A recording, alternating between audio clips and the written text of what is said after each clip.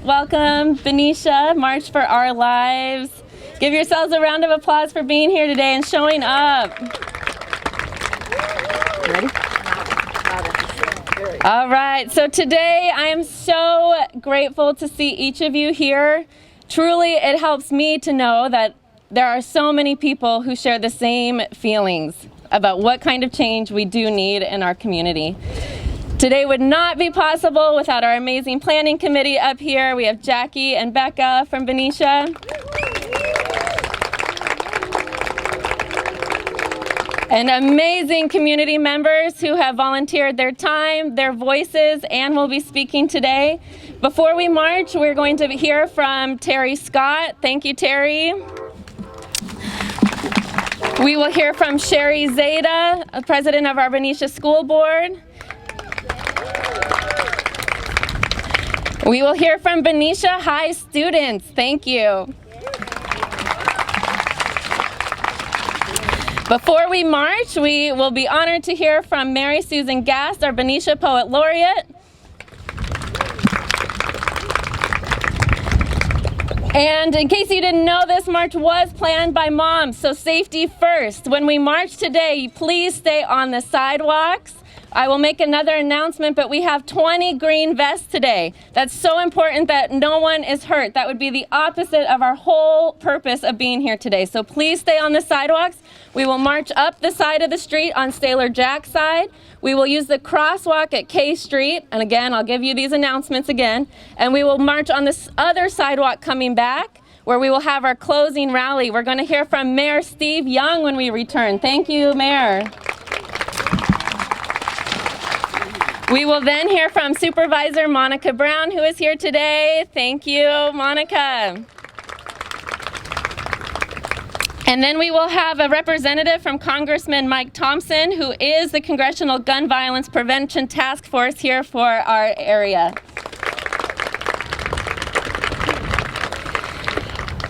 I do want to say that this really, nationwide, we have 400 marches for March for Our Lives. So we are joined by so many people across the country. This mobilized because of what happened in Texas. But since then, 72 mass shootings have happened. So before we end today, we will be acknowledging these 21 roses here today. So we will close by reading the victims' names of the lives lost in Texas, and that is how we will end today. But please know that your voices matter, that you being here matters, and just knowing that we're in this together is going to create the change that we need. So with that, let's get things started. I welcome Alan Zeta to the stage to introduce and get us going. Thank you so much. Thank you, everybody, for coming out. First, I want to say thank you, Allie, Becca, and Jackie. You guys are awesome. They put this together in less than 2 weeks. They're moms, they're working moms with kids in schools, and they did an amazing job connecting with different people. Thank you, guys. You guys did an amazing job. I helped a little bit, and basically I was like Saul Goodman on I know a guy who knows a guy. So basically I connected them with different people. Our first speaker today will be Terry Scott. Terry Scott is a 10-year Benicia resident and seasoned businessman, futurist and philanthropist, and community leader. He has helped found and organize several humanitarian-focused groups in Benicia that works to make Benicia a better place for all. He's the chair of the Arts and Culture Commission and former executive director of the Benicia Community Foundation. Terry likes to say that he went from college hippie to distinguished alumni, delivering the commencement address at his alma mater, Kent State University, in only 40 years. Terry was, I don't know if you remember the Kent State shooting in 1972. Terry was actually there during the shooting, and in one of the iconic pictures of a young lady kneeling over somebody that was just shot, Terry is in the background. So Terry was there. I guess that's considered one of our first shootings in schools. Thank you, Terry, for being here. Terry witnessed and writes about the killing at Kent State University. Terry is also a candidate for City Council for the upcoming election. So here's Terry Scott. And by the way, happy birthday, Terry. All right, thank you all and welcome. Today you're going to hear from a lot of students, as you heard, people who are directly involved in this march today. And we are all going to talk about addressing what I consider to be a national disgrace. And I think this national disgrace is the epidemic of gun violence in America. When I was asked to speak today, I really wasn't certain whether or not I wanted to speak, especially about gun violence. But since it's a very emotional and personal subject to me, when I was asked to talk today, I really had a lot of emotion about speaking. I just felt that it was such a close event, it's something that I write about all the time, but I decided that I would step up. But I'm not a victim of direct gun violence. But I'm here to share an experience of being directly involved in, bearing witness to gun violence. And so I'm going to count 13 seconds. 1, 2, 3, 4, 5, 6, 7, 8, 9, 10, 11, 12, 13. In those 13 seconds, 4 people were killed, 25 are wounded, 4 have been paralyzed, and 3 have committed suicide because of that event. Lives were taken, lives shattered, dreams were stolen. And I apologize if this gets a little graphic, but I witnessed the flow of blood coming out of a young man. I've seen the blood from his gaping wound pooling near my feet.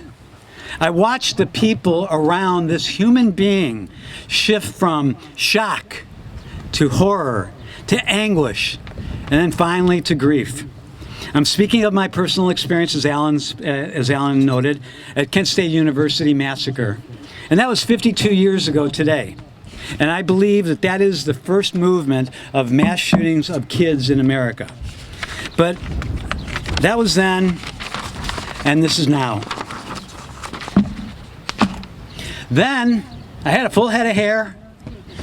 I was a hippie. I was your garden-style hippie. I went to march all across the country against the war in Vietnam. I was an advocate.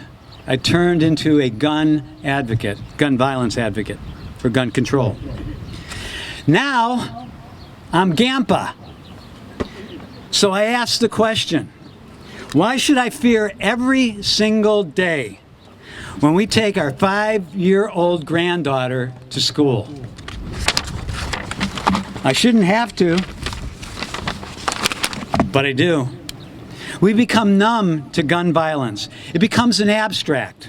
We see it in the news. You see the pictures and the proliferation of it in gun violence and video games. Some turn away. Others, like you, have decided to assemble and say something and make a statement about how we could possibly end this gun violence.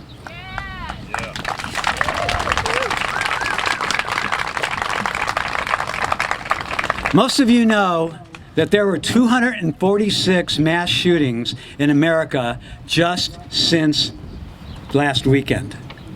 246. And according to Gun Violence Archive, there were 700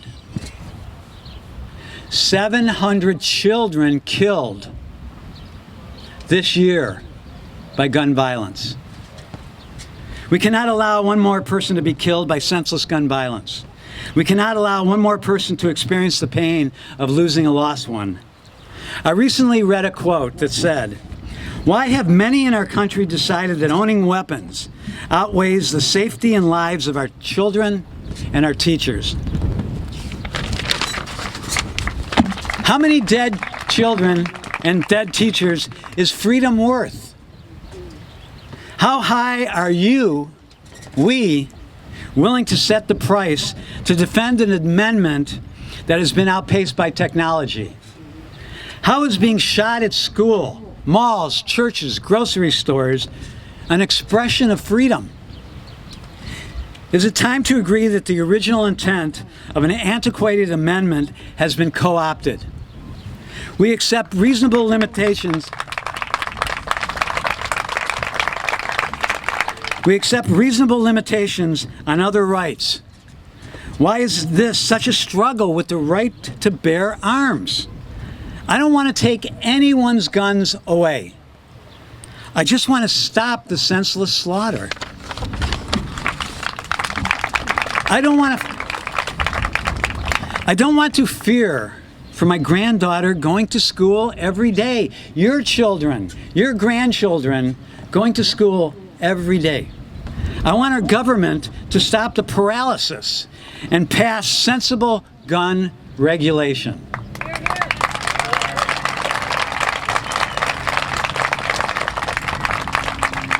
Is it so difficult to raise the age to purchase a gun from 18 to 21? Does that change the Constitution? No. Is it difficult to do a background check and create red flag laws so our police are empowered to help us? Does that change the Constitution? Do we recognize that gun violence is a public health crisis? So we need to increase mental health funding. Does that change the Constitution? I'm sure the many speakers that are going to follow me today will demand that we need congressional bipartisan support to address the epidemic of gun violence sweeping our country. Marches like this, assemblies like this, people like you are recognizing that public outrage is critical to sending our message to the government. That we, the people, want reasonable gun regulation.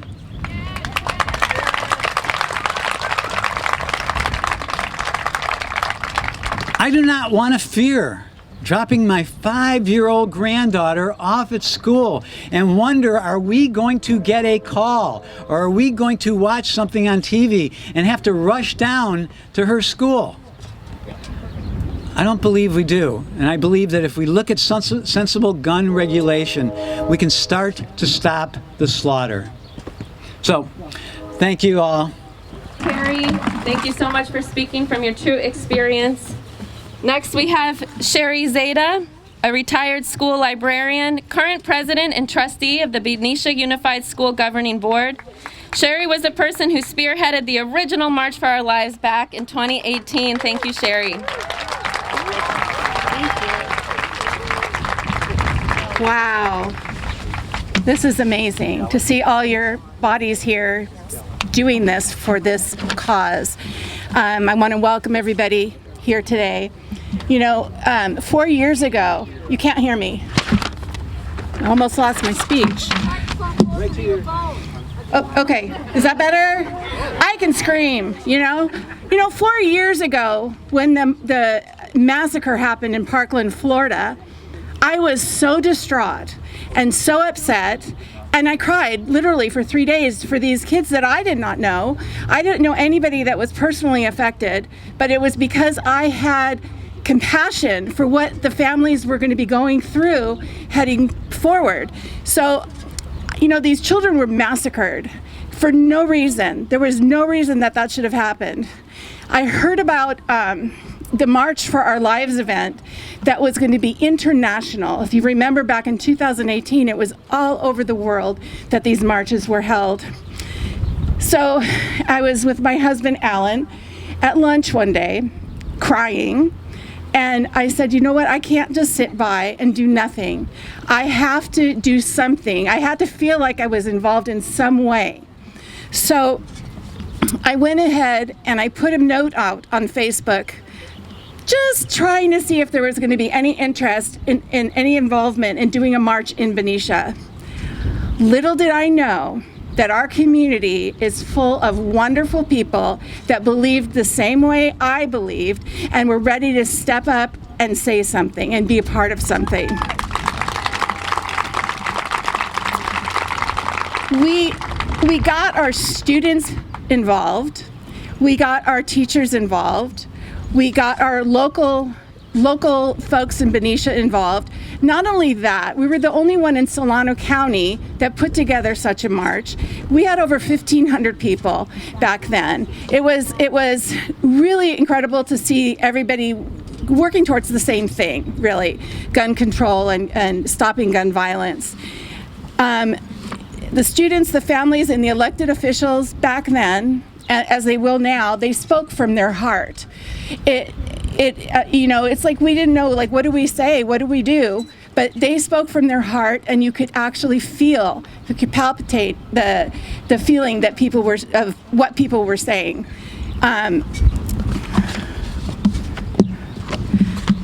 I never was involved in politics before this, ever. This is not who I am. It was totally out of my wheelhouse.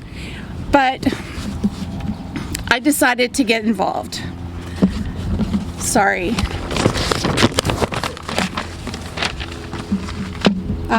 Thank you. Okay. I can't believe we're here 4 years later, and we're marching for the same thing. How can we be doing that? What is wrong with our society in America? Why do we have to do this again? Some things did change, granted, some things did change regarding some laws, but there are some laws that really need to be addressed. You got to make your phone calls. You got to reach out to, Congress. You got to do letters. You've got to do things like this. You've got to get your voices heard. Do you know? Thank you. More than 170 school shootings have happened since Parkland, Florida. 170. Over 950 school shootings happened since Sandy Hook in 2012. Just think about that for just a second. Let that sink in. That is a lot of shootings. That's not even how many students, that's how many shootings. So you gotta realize that it's an epidemic in our country. Guns are the leading cause of death in American children and teens. It's actually surpassing automobile accidents. What's wrong with that? A lot is wrong with that. So my involvement in the March for Our Lives in 2018 led me into some kind of politics, I will say, because now I ran for the election in 2018 for the school board, and this is my 4th year on the school board, and I'm now president. Thank you. It's a job I don't take lightly. As a retired school librarian and now president of the Benicia Unified School Board, it is definitely something that I don't take lightly. It's very important to me. When I hear things from students or I hear things from teachers or our community, I listen and I try to do what's right. The first thing we need to do is the first thing I did when I got into office is I made sure that there was a resolution passed in our school board that would not allow our teachers to be armed, ever. It is not the place for our teachers to be armed. They are there to teach our students, but they are not there to have a weapon to protect our students in that kind of way. I don't ever want to see that happen. I worry daily about our students and the safety of our staff and students and even our community at large. This is a United States problem. This is not a Benicia problem or a California problem. This is a whole of the United States problem. Yes, we have, mental health issues. We have things that can contribute to these mass shootings. But the other countries of our world also have mental health issues. They also, we play video games. People can say it has to do with the video games that we play that our kids play. It has nothing to do with that. Those countries all have the same thing available to them. So what's wrong with us? Something is definitely wrong with us. Kids should not fear school. Kids should feel that school is a safe haven for them. No child should feel leaving their parent and walking into class should they even have to worry about the what ifs. And I know a lot of our students are thinking like that right now because it's very hard to hide that when it's so out there for everybody to see. We as a community, we should not fear leaving our homes to go to the grocery store. And, I'm referring to Buffalo, New York. We shouldn't be afraid to go to the movie theater or to a fair or to anything. But it's always in the back of our minds, at least in mine. At least in mine it is. We need to step up. We need to do something. Because words are just words. Without doing something, it's just words. So we need to step up and do something. You know, we say to our students, if you see something, say something. The same goes for our community members. If you see something unusual, say something. Don't be afraid to step up and say you're worried about this person or that person. And you could do it very quietly, but you should say something if you have any fears like that. We will no longer accept no change. We need to make changes as far as our laws and our amendments and all that. We need to make changes. So I want you, all of us, to join groups where you can get involved, whether it's gun violence, mental health, LGBTQ, or what you believe the issue, whatever the issue is, get involved, because this is not the end. This is the beginning. This is just the start of something that we need to do. So please get your voices heard. Please step up, and thank you. Thank you so much. Is our first Benicia High School student, Bella Cannon. She's a high school sophomore and class president and young activist who wants to make sure that her and her siblings make it to graduation.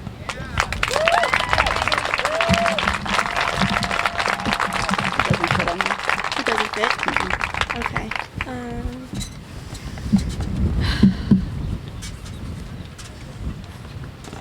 Hello, my name is Bella Cannon, and I am the newly elected sophomore class president at Benicia High School.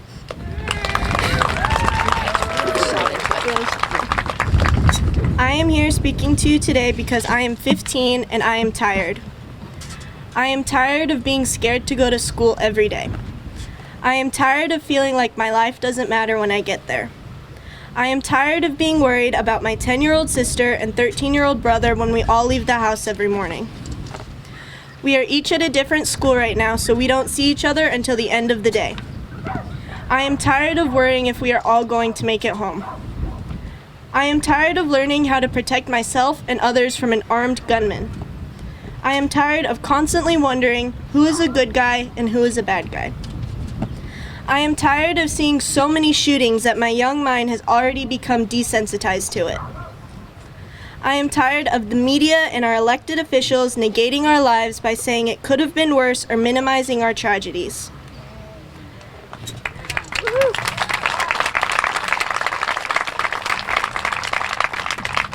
I am tired of the media and our elected officials making excuses for someone so willing to take a child's life. And I am extremely tired of the adults who are supposed to be protecting us caring more about their hobbies than they care about our lives.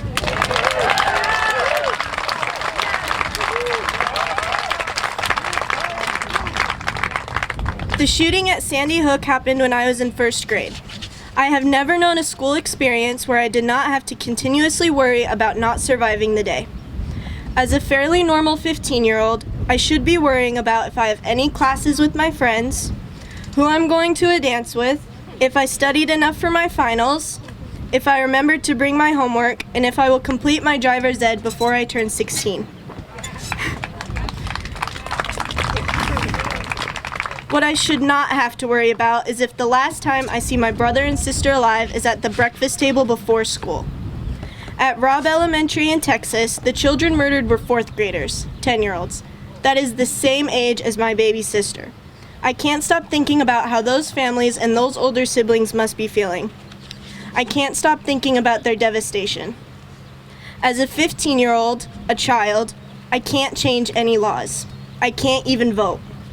All that I can do is stand in front of you all today as a representative of my class and as a representative of students across the nation and ask you to please do something to protect me, protect us.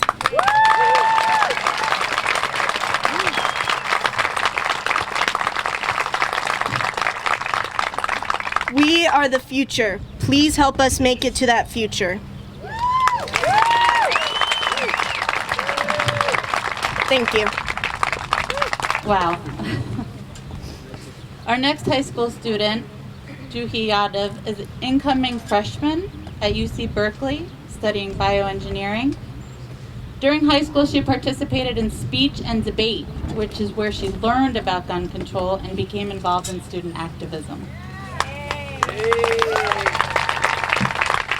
As a high school senior, while earning her place as valedictorian of the class of 2022, she debated with the nationally ranked Diablo Valley College forensics team, winning several solo and team awards and directly impacting the team's state and national championship wins. Juhi also works on education campaigns to combat intimate partner violence in the Benicia community. This one.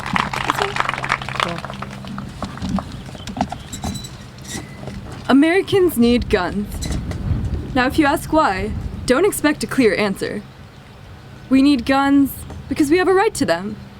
Because the Founding Fathers said so. Louder? Up here? Can you guys hear me better? All right.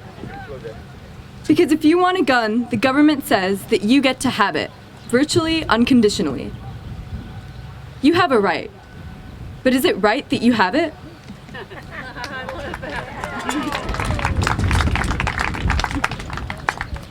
In response to tragic and despicable instances of violence like that in Texas just weeks ago, lobbyists and lawmakers love to enter a fantasy world where guns are used to protect innocent families from armed gunmen. At every step of the way, they ask the question, but what if just one of the teachers had been armed? How would the story have changed? The answer is painfully clear. It wouldn't. In 2013, Chris Kyle was murdered. Chris Kyle was a decorated Navy SEAL, famous for being one of the most skilled snipers to fight in the Iraq War. In 2013, he and a friend took a fellow veteran into a shooting range to help him treat his PTSD. Text messages between the two reveal that both of them knew that the other man was dangerous and felt that he was likely to shoot them. Chris Kyle was armed at the time of his death. He was one of the most skilled gunmen in the country. He was aware that a threat was imminent. None of that was enough to save his life. So what chance could an armed teacher possibly have against an unexpected, unidentified threat?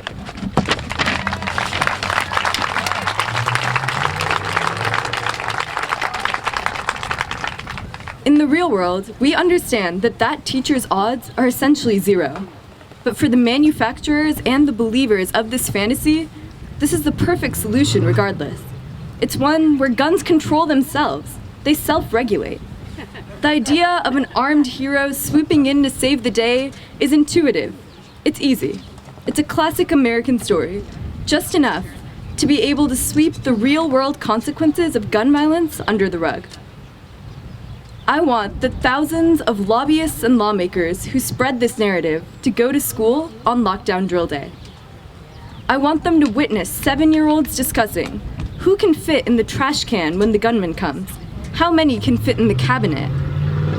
I want them to witness 13-year-olds being told not to text their parents that they love them if an active shooter is on campus, so that phone lines are kept clear for emergency services. I want them to witness 16-year-olds learning to run, and if that doesn't work, then hide, and if that doesn't work, then fight, and if that doesn't work, then die. These are the real stories of gun violence in our community. A threat that is so insidious that the constant fear of violence takes life in our schools every day, whether an actual gunman is present or not. I went to my first March for Our Lives after Parkland when I was 13. Now, 4 years later, we're back to the same streets, protesting the same act of violence that our government has left unchecked to devastate another school and another community. As students, we are heartbroken that this tragedy could go unprevented anywhere, but we also live with the constant awareness that we in Benicia could be next. At the end of the day, the essential message from lawmakers to students is this: the right to own a gun matters more than your right to live. Today, we are demanding more from our government.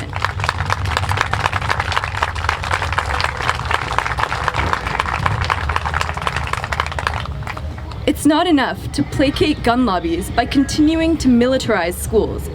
Our schools are armed enough. We need to stop those who want mass murder students from having the tools to do so in the first place.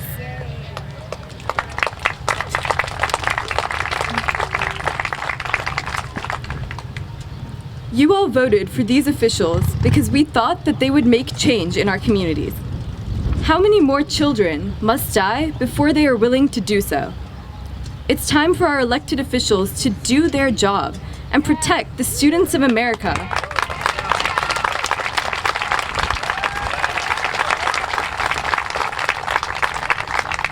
And our right to live, grow, and learn in environments free of the threat of gun violence. Thank you.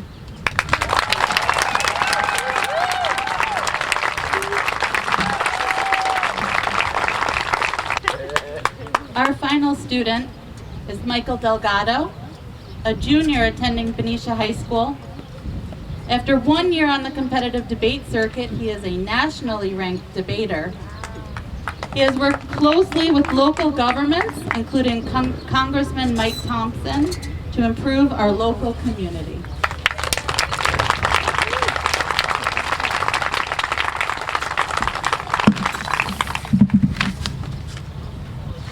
Three weeks ago, when we heard the news that 19 children were murdered in a public school, none of us were surprised. These children are the pure among us, the innocent among us, and the most vulnerable among us. They are our future, and time again, we watch and stand idly by while they are taken from us. A society which allows its future to be slaughtered is a sick society. A society which is losing its humanity. Those we have elected to represent us bicker and scream, and those we have trusted to protect us stand and watch. Most damaging of all is the growing apathy of it all. Our elected leaders ignore our pleas for change. A few shriek and yell about reform and change while saying their prayers out loud and nothing.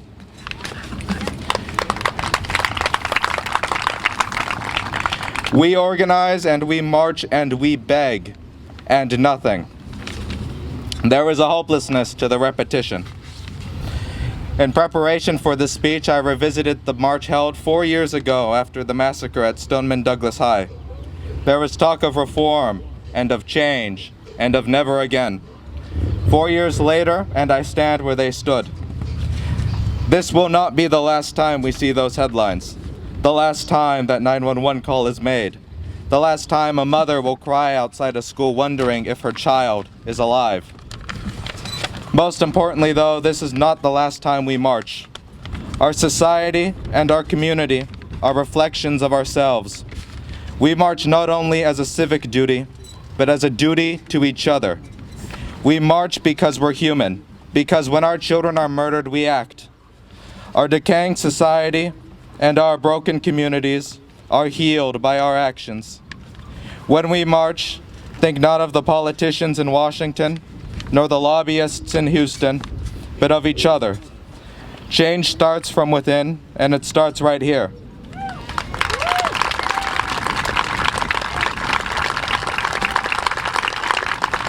Do not become a victim of despair. Remember why you march. Remember why you fight. Reflect upon your soul and find a heart. Thank you.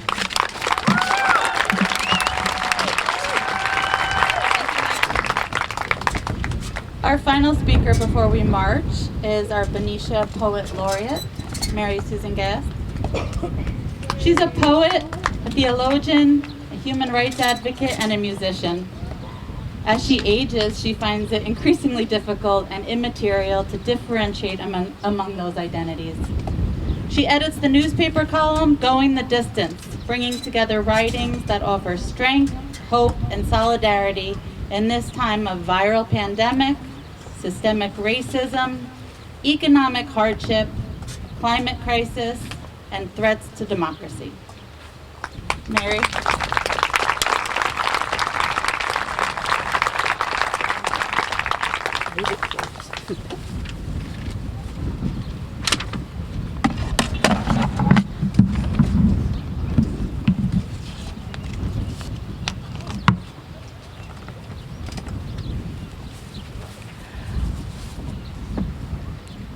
One of the things I hope not to have to write into the job description for future Poets Laureate of Benicia is speaking at March for Our Lives rallies. I'm going to read 3 poems today, beginning with one that was presented in 2018 by Johanna Ely, who at that time was Poet Laureate of Benicia.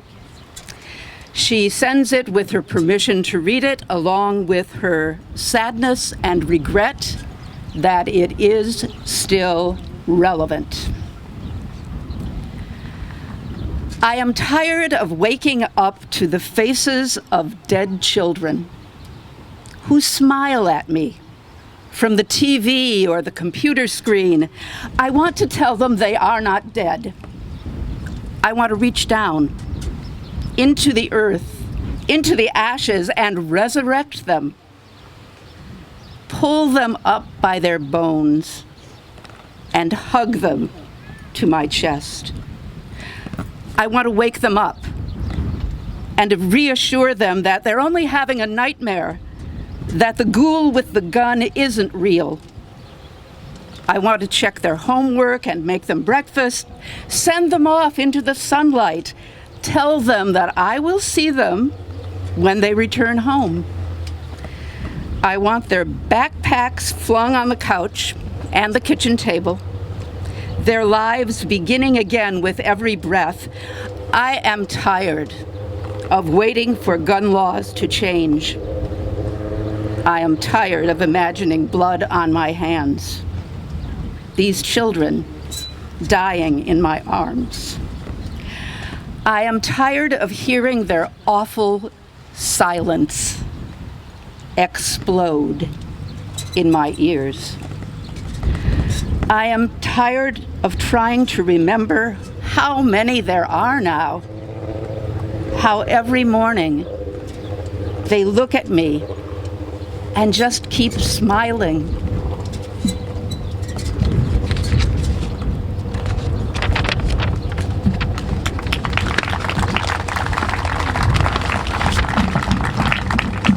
The second poem is one that I wrote on May 26th after hearing a news report on how one 11-year-old survived Uvalde.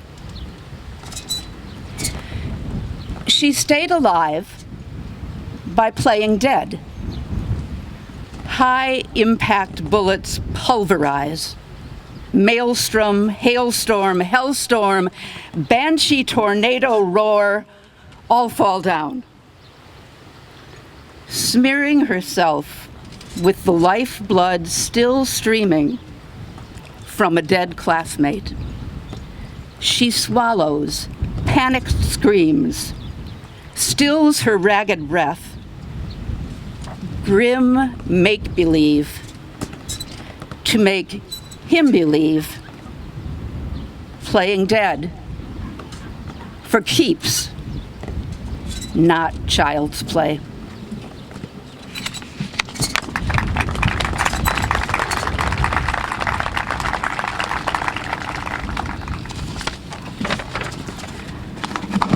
The final poem, written this morning, is a plea to legislators. Deliver us from slaughter, unprovoked. Deliver us from nightmares, unending. Deliver us from survivors' guilt, haunting. Deliver us from grieving beyond consolation for those who have been utterly, irrevocably annihilated at school, at work, at worship, at birthday parties, at the grocery store. The Constitution will not crumble if we do not secure the blessings of the AR-15 to everyone, lest we trample on the freedom of those desiring to arm themselves against marauding bears and sinister chipmunks. We civilians can live without semi-automatic rifles capable of shredding the mortal, sacred bodies of children and adults as fast as inhumanly possible. We can live without them. I mean, really, live, as in stay alive. Do something. Do something. Do something.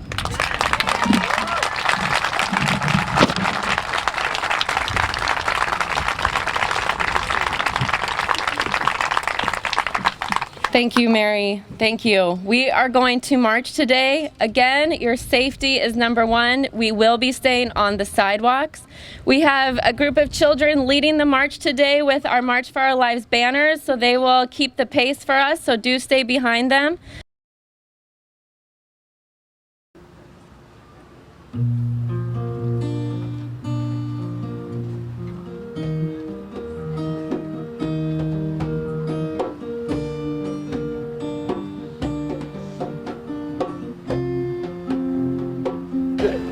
We're here today to protest gun violence all around the country, and we just want to, get the word out there and try to be heard about what we think should be done within our country. And we just really want to. It's happening this often. Somebody needs to pay attention, and something needs to be done because it's just ridiculous.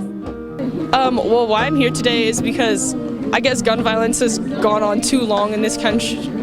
Like, the Second Amendment was not made for assault rifles, and it's not just, I guess, school shootings. It's about everyday gun violence. Like, I'm not sure if this number is correct, but around 60% of gun deaths are suicides. And so I think it's important to highlight all types of gun violence and, take steps in making legislation that protects our people, because I think the right to life is more important than the right to bear arms. The march for our children's lives, the march for our society's lives. So make sure that you're registered to vote, and make sure that you vote for the candidates who care about their community, and to make sure, because the role of government is to ensure everybody's safety. Volunteer to help pass out signs for the gun violence. Not only that, but to be a part of today. I feel like gun violence is something that we really need to talk about,